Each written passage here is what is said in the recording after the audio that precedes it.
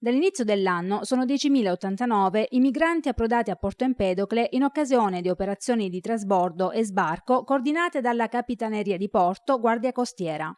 Nel pomeriggio di ieri, intorno alle 18, si sono concluse le operazioni di sbarco di altri 267 migranti, soccorsi nel canale di Sicilia da 2 navi mercantili. La prima unità ad arrivare in rada, alle ore 14, è stato il mercantile panamense City of Sidon, adibito al trasporto di veicoli, con a bordo 61 migranti di origine subsahariana.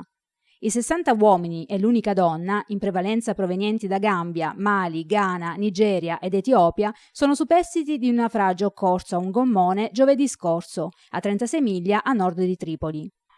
Il mercantile era stato dirottato sul posto dalla centrale operativa del Comando Generale del Corpo delle Capitanerie di Porto Guardia Costiera.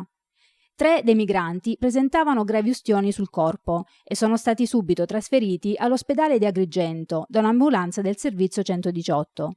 Alle 15:30, ad arrivare alla banchina Todaro, è stata la nave portacontainer liberiana Jamila, giunta in rada con a bordo 206 migranti, tutti uomini di origine subsahariana, provenienti in prevalenza dal Mali, recuperati dal mercantile in 2 distinte operazioni di soccorso svolte a 35 miglia a nord delle coste libiche.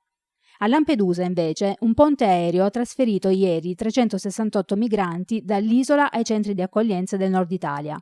Intanto sono in miglioramento le condizioni di salute di uno dei superstiti della tragica traversata, dove hanno perso la vita 18 persone, probabilmente uccise dalle esalazioni di monossido di carbonio sprigionato dagli scarichi del motore.